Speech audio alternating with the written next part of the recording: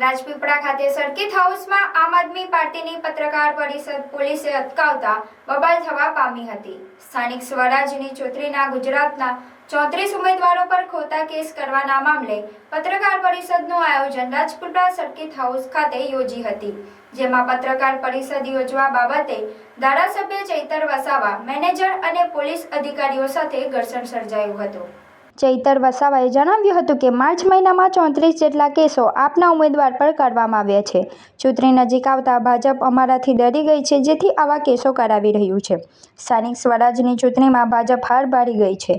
ગુજરાતના અલગ જિલ્લામાં આમ આદમી પાર્ટીના ઉમેદવાર અને કાર્યકર્તાઓ પર 34 જેટલા ખોટા કેસો કર્યા છે, જેમાં સેમ પેટર્ન પ્રમાણે જુદા જુદા મુદ્દાઓ ઊભા કરી ખોટા કેસો કરવામાં આવ્યા છે। આપના કાર્યકરો પર કેસો કરાયા છે, જે સરકારના ઈશારે પોલીસ કેસ કરી રહી હોવાનો આરોપ લગાવ્યો હતો। સ્થાનિક સ્વરાજની ચૂંટણી મુદ્દે ચૈતર વસાવાએ આક્ષેપો કર્યા હતા। વધુમાં તેમણે જણાવ્યું હતું કે આમ આદમી પાર્ટીના કાર્યકરોને ડરાવી ધમકાવીને હેરાન કરવામાં આવી રહ્યા છે। આગામી સ્થાનિક સ્વરાજની ચૂંટણીમાં જે ઉમેદવારોએ ઉમેદવારી કરી છે, તેમના ઘરે જઈને તેમને ડરાવવા ધમકાવવામાં આવે છે। ગુજરાતની પોલીસને કહેવા માંગીએ છીએ કે આમ આદમી પાર્ટી આંદોલનકારી પાર્ટી છે। અમે ગુજરાતની જનતાના ન્યાય માટે લડીએ છીએ। અમે ક્યારેય આવી ખોટી એફઆઈઆરો, ખોટા કેસો કે ખોટી જેલોથી ડરવાના નથી।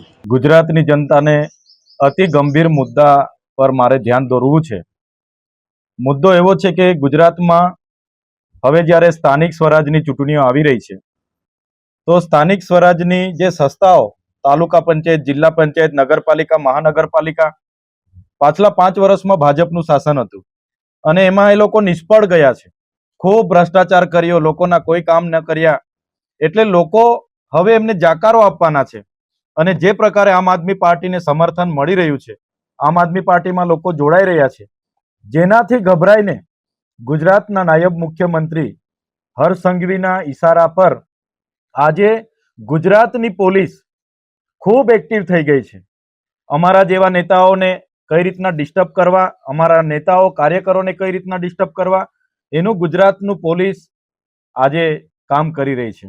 આજે આપે જોયું હશે કે ગુજરાતમાં આ માર્ચ મહિના દરમિયાન અમારા નેતાઓને, કાર્યકરો પર 34 જેટલી એફઆઈઆરો થઈ, 34 એફઆઈઆરો, અને એ 34 એફઆઈઆરોમાં 150 જેટલા અમારા ગુજરાતના નેતાઓને, કાર્યકરોને એ લોકોએ કોઈ પણ વાક ગુના વગર એરેસ્ટ કર્યા, એમને પોલીસ સ્ટેશને લઈ જવામાં આવ્યા, એમને ડરાવવામાં આવ્યા, ધમકાવવામાં આવ્યા કે ભાઈ તમે આમ આદમી પાર્ટી છોડી અને તમે કામ કરો।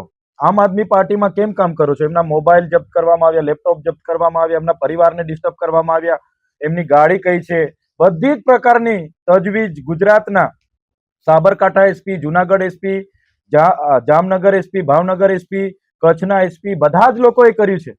નર્મદામાં પણ ગઈકાલે આમલેથા પોલીસ સ્ટેશનમાંથી બાબુ જમાદાર કરીને એક જમાદારે અમારા 5 આગેવાનોને ફોન કરીને પોલીસ સ્ટેશને બોલાવ્યા હતા। એ લોકોએ ના પાડી, નથી ગયા, તો એમના ઘરે સાંજે એ લોકોએ ગયા અને આવી બધી માહિતીઓ લેવા, એવી રીતના ગરુડેશ્વર, તિલકવાડા। એટલા માટે અમે લોકોને કહેવા માંગીએ છીએ કે આ શું છે? આટલો બધો ડર?